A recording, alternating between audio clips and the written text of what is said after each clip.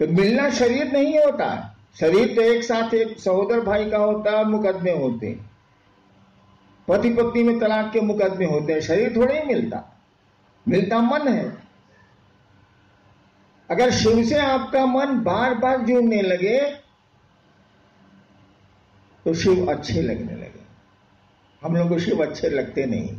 हाथ देता होता है इसलिए बढ़िया बाप है, उम्र ठीक है, नहीं दिया तो बस खत्म। लोग नहीं कहता बेटवा साहब, अरे बाबूजी से जब मांगो तब दे देते हैं, इसीलिए फिट है हमारा बाप। नहीं दिया साला बुढ़ा बकर बकर करते रहता। महादेव के साथ भी यही, हम लोग बर्ताव भी वैसा ही करते हैं महादेव के साथ, जो अपने घर के बूढ़े बुजुर्गों के साथ करते हैं। एक कमरा, बेटा कमा रहा है, बढ़िया है, एक कमरा दे दिया, हमने देखा, एक कमरा दे दिया घर के एक साइड में, माँ या बाबूजी उसमें रहते हैं, समय पर खाना मिल गया, जरूरत हुई तो दवा भी चली गई। घर के किसी भी आयोजन में उससे राय नहीं ली जाती। घर के दैनिक कार्यक्रमों में उससे कोई परामर्श नहीं लिया जाता। बाप आज खाएगा क्या, यह डिसीजन बहू लेती है या बेटी लेती है या बेटा लेता, उसे नहीं पूछा जाता है कि अब तो 70 साल का हो गया, इससे पूछ के कहा होगा जे दे दो साल खाएगा। क्या आप महादेव के साथ ऐसा नहीं करते हैं? घर में एक पूजा घर बना दिया, कोई है जो जल चढ़ा देता हूं या प्रणाम कर लेता हूं या अगरबत्ती जला देता हूं, आपको कोई मतलब नहीं है। जरूरत पड़ी, कोई कष्ट आया तो पहुंच गया पूजा घर में, कहा काम हो गया फिट है, काम नहीं हुआ अनफिट है। तो जो घर के बूढ़े बुजुर्गों की स्थिति है, महादेव भी तो बुजुर्ग है, उसकी भी यही स्थिति है। मैंने कहा कि उसको अपने घर में शामिल करो, अपने दैनिक रूटीन में शामिल करो शिव को।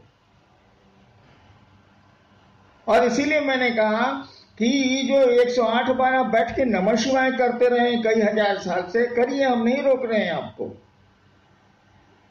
लेकिन टुकड़े टुकड़े में नमः शिवाय करिए आप। इस पर सवाल भी हमसे लोगों ने किए कि 5000 साल, इतना हजार साल से 108 बार सभी मंत्रों का जप होता है, कि टुकड़े टुकड़े में आप काहे कर दिया? तब मैंने समझाया, कहीं कोई काम करिएगा तो ये सोचिएगा ना कि इसका परिणाम क्या आएगा। ठीक है, लोग कहते हैं कि इसको आसान किया गया। अगर कैंसर की दवा आसान कर दी गई है और कैंसर नहीं ठीक होता है, तो आसान चिकित्सा बढ़िया कि भारी चिकित्सा बढ़िया? साला ठीक ही नहीं होता आसान से, तो हम क्या करें, भारी तो करना ही पड़ेगा। हमने कहा कि टुकड़े टुकड़े में आप नमः शिवाय करिए। अभी बैठे हैं, सांस पर नमः जाने दीजिए, शिवाय उतरने दीजिए, एक बार करिए, छोड़ दीजिए। फिर थोड़ी देर के बाद सांस पर याद आ जाए शिव, या माहौल मिल जाए वैसा, या कोई कारण हो, सांस पर एक बार नमः चढ़ाइए और शिवाय उतार दीजिए। जब भी सांस पर नमः शिवाय करेंगे आप, जिसको अजपा जप बोलते हैं, करेंगे आप, आपका मन शिव की ओर जाएगा ही जाएगा। माला पर करेंगे तो मन बकरी पर भी जा सकता है, अन्य कामों में भी जा सकता है। लेकिन ये लोग कहते हैं कि नमः शिवाय करते हैं, मन ही नहीं ठहरता। हमने कहा जरा एक बार नमः शिवाय करिए तो ठहरता है कि नहीं ठहरता है? ठहरेगा ही ठहरेगा। इस तरह से दिन भर में जो बार मन करे तब आप कीजिए, कंटिन्यूअस करिएगा तो गड़बड़ाएगा, लगातार करिएगा तो गड़बड़ाएगा। चलिए, विषय तो है कि जिज्ञासा और समाधान, देखते हैं जिज्ञासा क्या।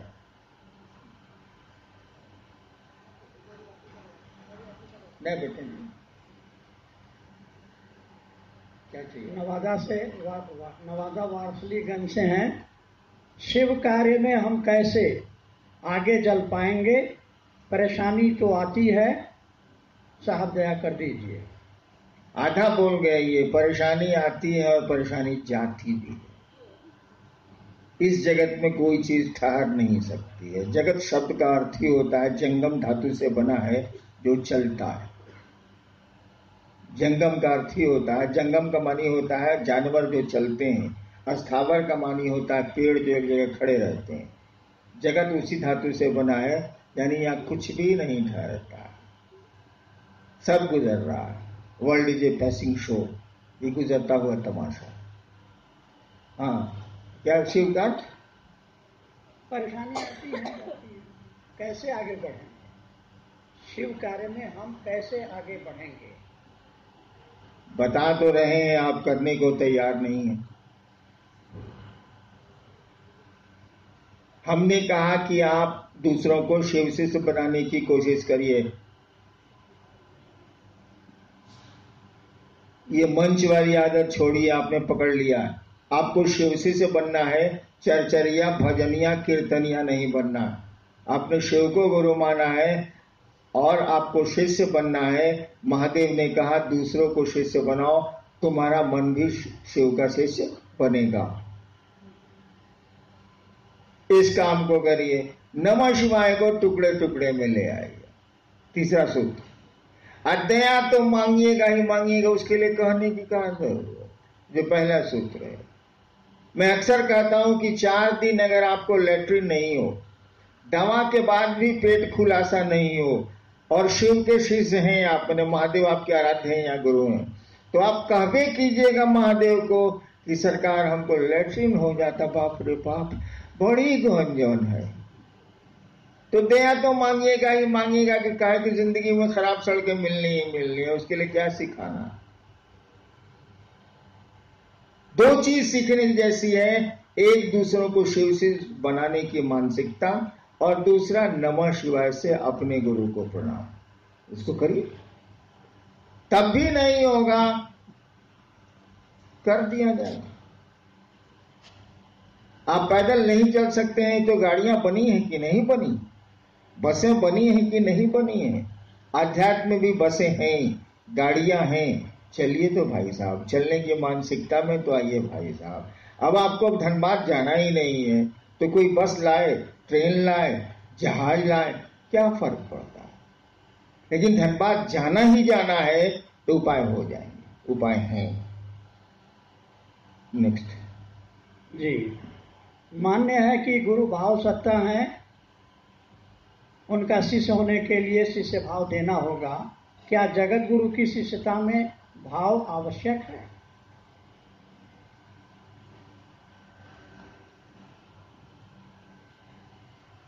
सवाल सुना आपने, फिर से पढ़िए।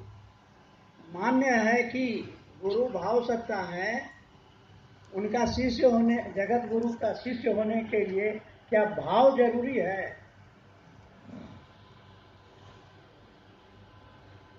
बिल्कुल सही है कि गुरु भाव सत्ता है, पिता भाव सत्ता है, पुत्र भाव सत्ता है, माँ भाव सत्ता है, बेटी भाव सत्ता है, माँ बाप सब भाव सत्ता है। ये संबंध भाव पर ही टिकते हैं, लौकिक हो या पारलौकिक हो। अध्यात्म कहता भी है कि भावे लभते देवता, भाव से देवता उपलब्ध होते हैं। अध्यात्म का सूत्र ही है भावेन लभते देवता, भावेन देव दर्शनम, भावेन परम ज्ञानम तस्मा। हाँ, उसकी इसीलिए भाव का अवलंबन करो, ये सही बात है। लेकिन एक बात बताइए,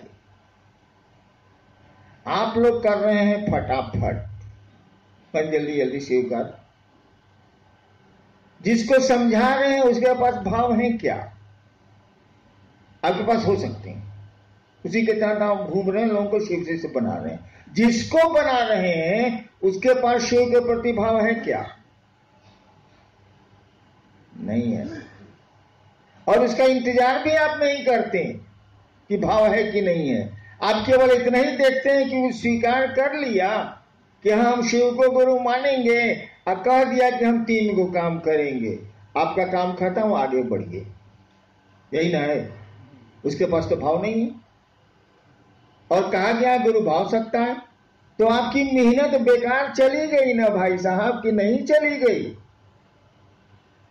मेहनत बेकार नहीं गई। देवताओं से जुड़ने के लिए भाव की आवश्यकता है, बिल्कुल सही है। गुरु भी भाव सत्ता है, ये भी बिल्कुल सही है। लेकिन आपको निर्णय लेना होगा कि आपका गुरु है कौन, आपका मास्टर है कौन। आपका गुरु है शिव, जो गुरुओं का गुरु है, उससे बड़ा गुरु हो ही नहीं सकता है। वो ईश्वर गुरु है, ईश्वर है इसलिए गुरु है। और गुरु की एक खूबी क्या होती है, शिष्यानुभूति की जिन्होंने पढ़ी होगी उनको पंक्ति याद होगी। गुरु अपने शिष्य के मानसिक तल पर आकर उसे आध्यात्म की ऊंचाई में ले जाते हैं। बाकी जो भी हो, लेकिन इसका अर्थ उसका यही है। गुरु अपने शिष्य के मन के तल पर, ऐसे शब्द हैं, मन के तल पर उतर के ले जाना पड़ेगा। अब लड़का को आप बुझ रहा है तो उसको आप एबीसीडी कैसे समझाइए, कौन से शुरू कीजिए। तो गुरु का नियम है, शिक्षक का भी यही नियम है, वो विद्यार्थी के स्तर पर उतर के उसको टानता है। गुरु भी यही करते हैं। अब शिव को आपने गुरु माना है, वो ईश्वर गुरु है, सबसे बड़ा गुरु है वो, और वो आपके तल पर उतरेगा तभी ना ऊपर टानेगा, नहीं टानेगा कैसे? बहुआ पकड़ेगा तब ना खींचेगा, आपके ब्रेन को, आपके मन को पकड़ेगा तब ना ऊपर ले जाएगा आध्यात्मिक ऊंचाई पर। जब शिव गुरु होते हैं तो भाव के स्तर पर नहीं, विचार के तल पर भी उतरते हैं। और नीचे करूं मैं, वो विचार नहीं, कुविचार के तल पर भी उतरते हैं। ठीक है, गुरु भाव सत्ता है, शिव भी गुरु के रूप में भाव सत्ता है, लेकिन गुरु के रूप में उस भाव सत्ता को विचार और कुविचार के तल पर, गलत विचार, कुविचार के तल पर आना पड़ता है अपने शिष्य के लिए। तब आध्यात्म की ऊंचाइयों में धीरे धीरे ले जाना पड़ता है। उदाहरण देख लीजिए, मैं खुद हूं, मैंने शिव को गुरु माना 1974 में। तरह तरह की साधना छोड़ा, कौन कौन धंधा पूजा पाठ में नहीं किया छोड़ दीजिए, लंबी कहानी है। अंत में हमने सोचा अब कहां जाए। कल परसों मैं 10:30 बजे के बाद टीवी खोलता हूं, फिर जिंदगी में खोलता ही नहीं हूं, दिन में नहीं खोलता। तो मैं चैनल बदल बदल के फिल्म खोज रहा था। साला जो फिल्म हम लगावे चाटे साला, जो फिल्म लगावे चाटे साला, जो फिल्म लगावे चाटे साला, सब फिल्म लगा लिए, सब चाट गया। 2 मिनट देख के निहारिका बैठी हुई थी। हमने कहा, निहारिका अब क्या करें, हम विवश हैं, अब तो शिव को गुरु मानना ही पड़ेगा। क्या करें साला, कोनो चैनल में बढ़िया फिल्म नहीं, सब छट रहा। यानी वो घटना मैंने उसमें जोड़ी। तो मैंने शिव को गुरु माना था, किसी के कहने और पढ़ के नहीं। मैंने शिव को गुरु माना था, मेरे मन में एक ख्याल आया कि गुरु भगवान होते हैं तो भगवान गुरु काहे नहीं। रात के 2 बजे श्मशान में ये ख्याल आया था। मैं श्मशान में तो आदमी अकेले बैठता ही है, और मैंने सुना था कि शिव भगवान को कहते हैं। मैंने शिव को गुरु मान लिया, मानने को तो मान लिया भाई साहब, लेकिन मेरी मना स्थिति का आप अंदाज कर लीजिए। तो आपके पास, हमने कई बार कहा है कि आपके पास एक अंग्रेज, आपके दादाजी की एक मोटरसाइकिल है, BSA इंग्लैंड की थी, वो अब खराब है, उसके मिस्त्री भी नहीं मिलते हैं, सामान भी नहीं मिलता है।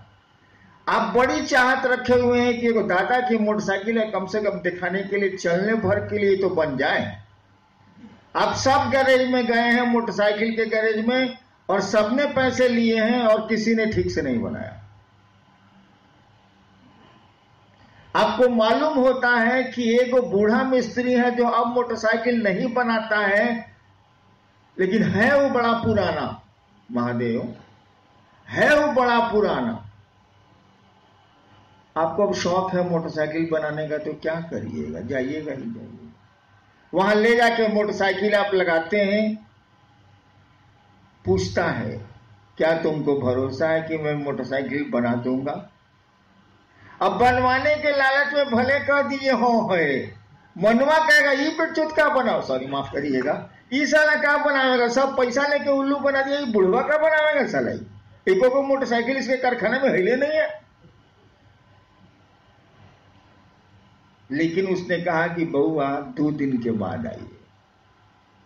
आप गए, मोटरसाइकिल मारा, एक एक भन से स्टार्ट हो गई। कहा कि ले जाइए। आपने पूछा कितने पैसे हुए? उसने कहा कि मैं अब मोटरसाइकिल बनाता नहीं, मैं पैसे नहीं लूंगा, तुम जाओ। अब आप उस मोटरसाइकिल से चले कुछ दिन, मस्ती से शहर देखता रहा कि साला बाबा दादा आदम जमाने का मोटरसाइकिल चला रहा है, जे जो है से देखे साला उसको। हाँ, नई चीजें खूबसूरत होती हैं तो पुरानी चीजें भी खूबसूरत होती हैं। अब कोई कहेगा कि मेरी मोटरसाइकिल खराब है, उसको राय दीजिएगा, उसी के पास जाओ, साला पैसों नहीं लेता है, कमाल का बनाता है।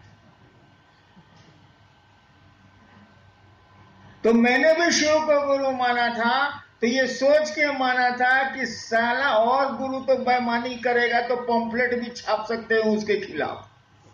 ये महादेव का बड़ा करेगा, कुछ नहीं देगा तो साला उसके खिलाफ पंफलेट छापेंगे तो पब्लिक है मारेगा साला। सचमुच में मैं सोचता था, और क्या क्या धंधा नहीं करता था कि शिव हमारा कुछ भी बिगाड़ ले। बनाने का तो कहां सवाल, बनाने की बात आदमी तब सोचता है विश्वास हो, भरोसा हो। मुझको कुछ था ही नहीं, मैं सोचता था कि कुछ हो इसको पावर है तो मेरा बिगड़ेगा, बिगड़ो। जितना उल्टा काम आप शिव पूजा में जो करते हैं, ठीक मैं उसको उल्टा कर रहा हूं, बिगड़ो। आइए अब उसी बात पर, विचार से शिव गुरु से जुड़ा जा सकता है। हमने कहा कुविचार से भी जुड़ा जा सकता है, उनके बारे में गंदे विचार हो तब भी जुड़ा जा सकता है।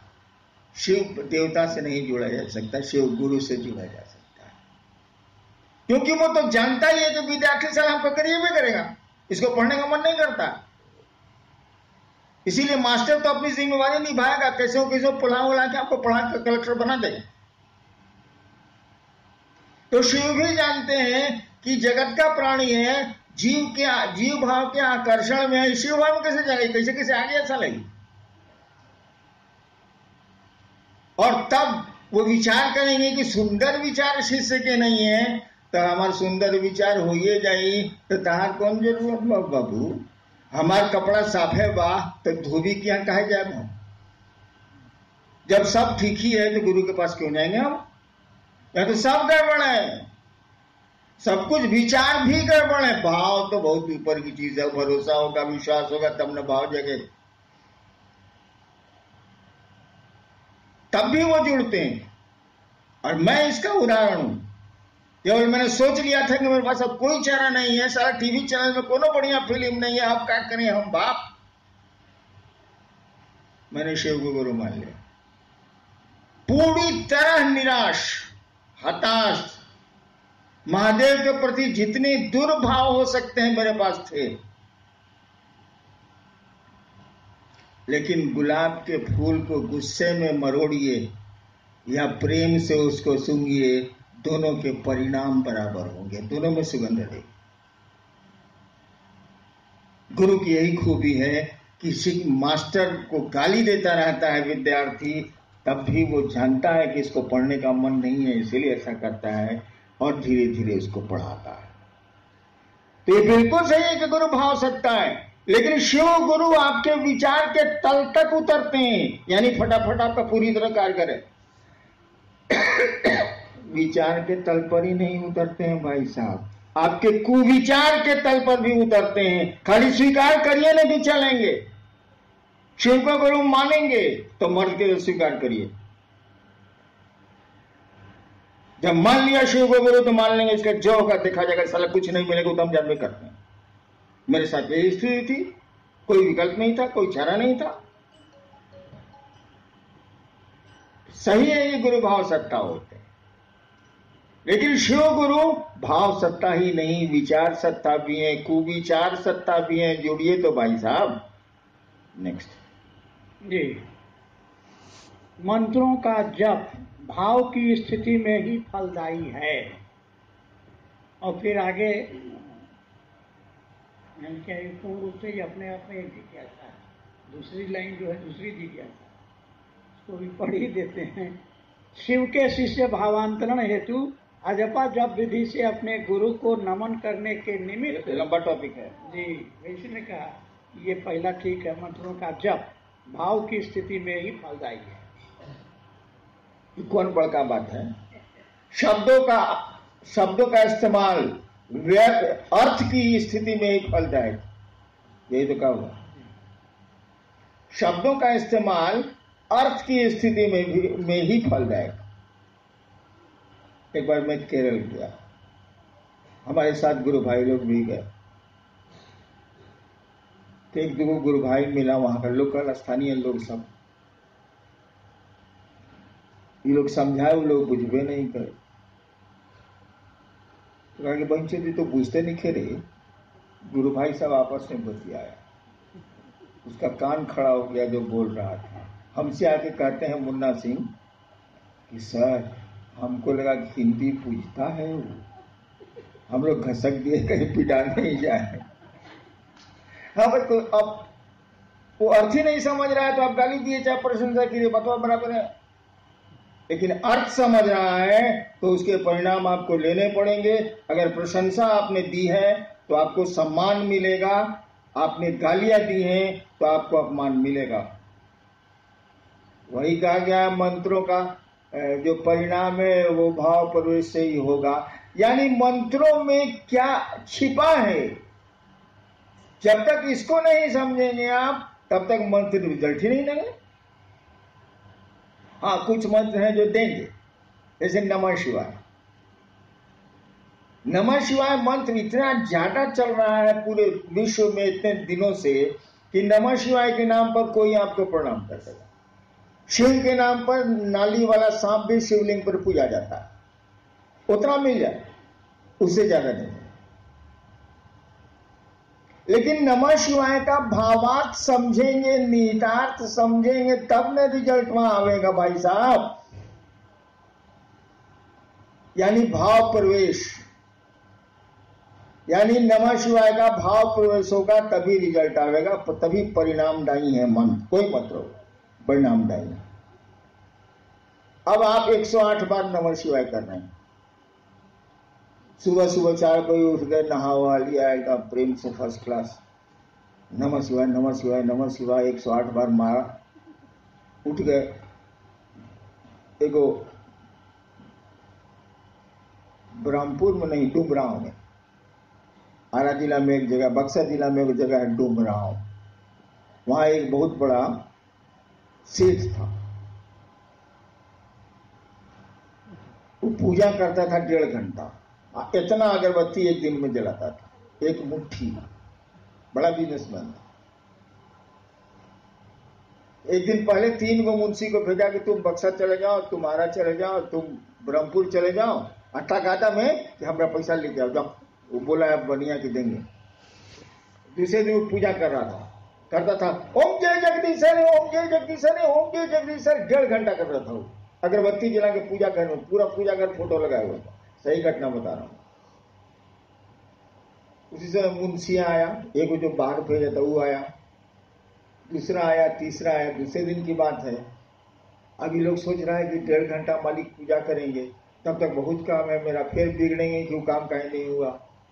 तो सोचा कि पूजियों में बोल देते हैं कि क्या हम लोग गए थे तो क्या हुआ। एक बोला कि मालिक एक गई रही हो बक्सर, कल सर की 20 तारीख के दे पैसा। अब वो कर रहा है हरिओम हरिओम हरिओम हरिओम हरिओम हरिओम हरिओम, जोते से बोलता था। जैसे ही बोला कि 20 तारीख के बांचो धरियो मादचो धरियो साला कहा था पैसा देने को मादचो 20 को देगा भोसड़ी वाला साला हरिओम हरिओम हरिओम हरिओम तेरी मांचो दो हरिओम हरिओम हरिओम। सही घटना मैं बोल रहा हूँ। तब तक दूसरा मुंशी बोला गए थे हुजूर बिहिया, वो बोला कि 25 को आइएगा। तेरी बहन के चोले साला हरिओम हरिओम हरिओम हरिओम हरिओम तेरी बहन के चोले तेरी मां चोले साला हरिओम हरिओम आज बोला था पैसा देने के लिए साला। यही पूजा 1.5 घंटा करता था वो। इतना मुट्ठी अगरबत्ती जलाता था। वही सुबह सुबह आप नहा लिए, नमः शिवाय करने बैठे, सही मंत्र भी आपको मालूम है, सही आसन भी किसी ने आपको सिद्धासन सिखा दिए हैं या पद्मासन कर रहे हैं आप। 108 बार में 100 बार नमः शिवाय होगा, 100 बार महादेव का ध्यान होगा, 100 बार धरती का ध्यान होगा। आइंस्टाइन का ब्रेन चेक किया गया, इतना बड़ा वैज्ञानिक था विश्व का। चेक करके मालूम हुआ कि वो कंसंट्रेट कर रहा था 9 सेकंड मैक्सिमम। 9 ही सेकंड एकाग्रचित हो ही पाता था, 9 सेकंड से ज्यादा नहीं हुआ आज तक। तो हम लोग तो आइंस्टाइन का ब्रेन रखे नहीं, तो 4 सेकंड 3 सेकंड तक कंसंट्रेशन होगा। और जप का विधान है कि जो मंत्र होगा उसके देवता का स्मरण भी होगा। जप विधि में समझा नहीं रहा, लेकिन जप का विधान है कि आप होंगे, मंत्र होगा और मंत्र का देवता होगा। मंत्रों के यानी गुरु होंगे। तो आप जप कर रहे हैं नमः शिवाय नमः शिवाय नमः शिवाय, अभी बीच में मदद सलाम पैसा नहीं दिया, नमः शिवाय नमः शिवाय नमः शिवाय नमः शिवाय नमः शिवाय। कितना देर नमः शिवाय हुआ भाई साहब? ये जप कितना देर हुआ? और आधा घंटा के बाद 20 मिनट के बाद आपकी पूजा समाप्त होने के बाद धरती में जो फंसे तो फिर सुबह भी पूजा याद आएगी। 24 घंटा में 20 मिनट तो नहीं लगा, 2 मिनट या 1 मिनट भी बहुत ज्यादा हुआ। आपने जप किया नमः शिवाय का 108 बार, तो पूरे नहीं करेगा, गिनती पूरेगी, जप नहीं पूरेगा। किया लौकिक जगत में मन बाकी 23 घंटा जोड़ लीजिए हिसाब रह गया।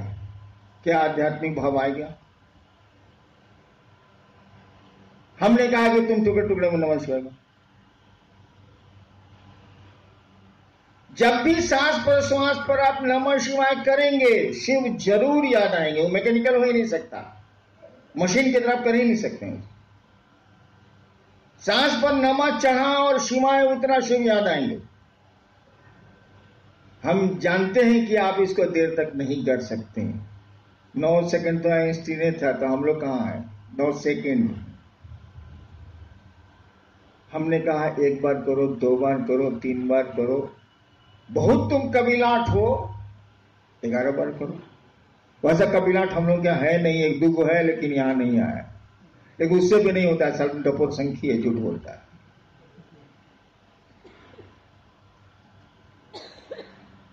फिर आप आधा घंटा के बाद नमः शिवाय करिए। इस नमः शिवाय का असर आधा घंटा तक रहेगा, महादेव फिर याद आएंगे।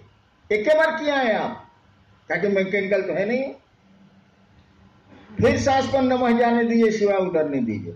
इस तरह से 24 घंटे में कई बार आपको शिव याद आएंगे, और जैसे जैसे शिव याद आएंगे, शिव अच्छे लगने लगेंगे, अपना लगने लगेंगे, और नमः शिवाय का भाव प्रवेश होने लगेगा। तो 108 से जल्दी ना भाव प्रवेश हुआ, टुकड़े टुकड़े में रिजल्ट जल्दी ना आया, उसे तो हो ही नहीं ना। चलिए जी, शिव शिखर के शासन का विरोध करता है। हाँ भाई, हालांकि ये पंक्ति शास्त्र की नहीं है, ये सब मेरी है। मैं खुराफाती आदमी हूँ। तो जिज्ञासु चाह रहे हैं कि आप भी इस पर विस्तार से। मैं अक्सर कहता हूं कि शिव शिखर के शासन का विरोध करता है, यानी अगर बॉस बनिएगा तो उसको ये बात पसंद नहीं। इसीलिए किसी देवता के गण नहीं होते। आपकी किताबें कहती हैं कि गण मात्र शिव के होते हैं। शिव के गण हैं, वो भी रद्दी सद्दी आदमी, भूत प्रेत पिशाच ये वो। और मैं कहता हूं कि शिव के गण आसमान में ही नहीं, धरती पर भी होते हैं भाई साहब। सही बोलता हूं मैं। किसी देवते के गण का नाम आपने नहीं सुना, होते ही नहीं। है कि वहां तो है कि तुम स्वामी हम दासा, प्रभु जी तुम चंदन हम पानी। वहां तो दास भाव है कि सरकार जे छिए इसे अपने ही छिए। शिव के साथ ऐसा नहीं है। शिव कहते हैं कि तुम मुझको देवता समझते हो, मैं तुमको मित्र समझता हूं। इसीलिए जो गण हैं वो शिव के लोग हैं। वो प्रजातंत्र में विश्वास करता है, वो डेमोक्रेसी में विश्वास करता है, वो गणों के बीच रहता है। इसीलिए मैं कहता हूं कि शिव शिखर के शासन का विरोध करता है। वो जनता का आदमी है, गणों का आदमी है। सारे काम उसके गण करते हैं, वो तो कुछ करता ही नहीं है। उसकी शक्तियां करती हैं, उसके गण करते हैं, वो तो कुछ करता ही नहीं, बैठा रहता। वो अपने लोगों पर भरोसा करता है। उसकी दुनिया उसके लोगों से चलती है। इसीलिए कहा गया शिव के गण होते हैं, और किसी देवता के बारे में कुछ कहा ही नहीं गया। गण होते ही नहीं, दास होते। शास्त्र भी बोलते हैं, शिव के बारे में बोलते हैं प्रभुम, आप प्रभु हैं। ईश्वर तो है। ईशम, ईश कहते हैं कंट्रोलर को, जो कंट्रोल करता है, इसी से बना ईश्वर। ईश का मानी जो कंट्रोल करता है। अब कंट्रोल किए हुए हैं, वायदा नहीं भागने देगा। प्रभुम ईशम गुणहीनम, गुण कहते हैं बंधन को। गुणहीनम मतलब आप बस कोई गुण नहीं है, कोई बंधन ही नहीं, सब बंधन मुक्त है। ईश्वर है ही तो बंधन मुक्त है ही। गुणहीनम उलट दिया, अशेष गुणम, कल कोई गुण तुम में नहीं है।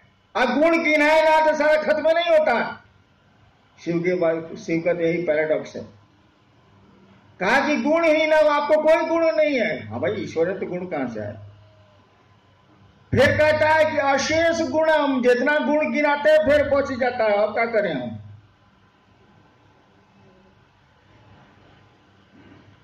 कहता है कि सुनिए, आप इतना कड़ा फोकस रखिएगा तब से मोहब्बत कौन करे। इतना कड़ा फोकस है आपका, बाप रे बाप। ईश है, प्रभुम है, गुणहीन है, अशेष गुणम है, तो हम लोग का तो अकेले नहीं काम कर रहा, आपको धरेगा कौन। कहा कि प्यार तो सब बराबर पर होता है, इतना अप डाउन में कैसे होगा। कहा जाता है बाघ का बच्चा बाघ से नहीं डरता। शिव अपने गणों से जाने जाते हैं, इसीलिए उनके गण उनसे नहीं डरते। और शास्त्र कहते हैं लास्ट में, गणाभरणम, हे शिव आपके आभूषण ही है आपके गण, आपके लोग।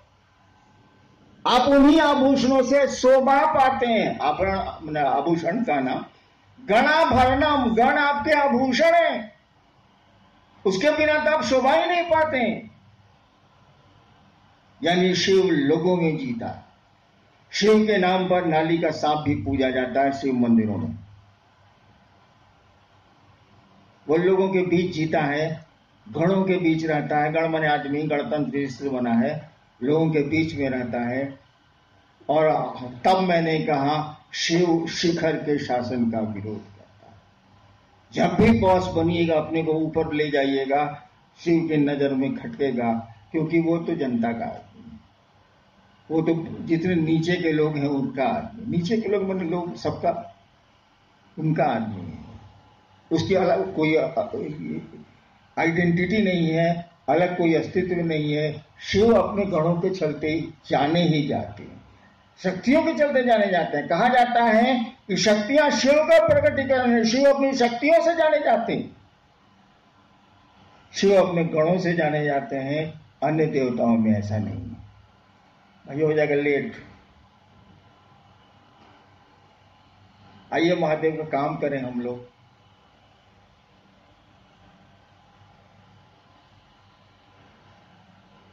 मरे चाहे जिए रहे अगली कतारों में। जीवन जय, नहीं तो मरण होगा। यातना नहीं, अब रण होगा। रश्मि रथी, जीवन जय। या तो शिव को धरती पर गुरु के रूप में उतारेंगे, गुरु उतर जाएंगे, शिव उतर जाएंगे, शिव को धरती पर उतारेंगे, या नहीं जीवन जाए नहीं तो मरण हो। लेकिन इसके लिए भी लोग तैयार नहीं है। कल मंडल जी को कहा कि मंडल जी हम लोग बोझा बने हुए हैं धरती का, साला महादेव का काम नहीं होना। 40 साल से ईमानदारी से मैं खट रहा हूं, मैं अपनी बात जानता हूं, दूसरों की नहीं जानता, बिल्कुल अपनी समझ से ईमानदारी से खट रहा हूं, और साला कुफ्र है कि टूट ही नहीं रहा, ये महादेव का काम बढ़ ही नहीं रहा है। तब रह के क्या होगा, साला धरती के हम लोग बोझा हो गए हैं, चलिए हम लोग जल दरिया में डूब जाए। मंडल जी को कहा, मंडल जी के भाव से मुझको लगा कि नहीं सर, आपको डूबना है डूबिए, हमको रहने दीजिए। आप सबों को प्रणाम।